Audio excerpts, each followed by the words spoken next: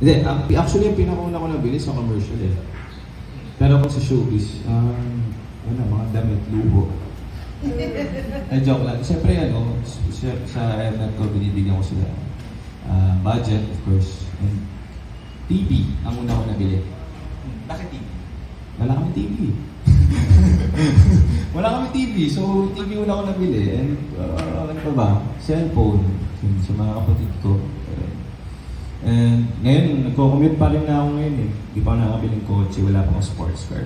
Hintayin niya. So yun yung next target? Hindi naman. Simple lang naman ako eh. Gusto ko lang ng simple buhay. Gusto ko ng ikasal, magkaanak. Oh. Kanino? Ay, pero seryoso alam niyo sa panahon ngayon, yun na yung mahirap makuha. Tandaan niyo yun. Maayos na pamilya, masaya pamilya. Mahirap makuha yan. Okay, anong Bago ka magpasok, may jowa ka pa? Meron po. Actually, hindi naman po siya ginatao. Matagal na po. 5 years na po kami.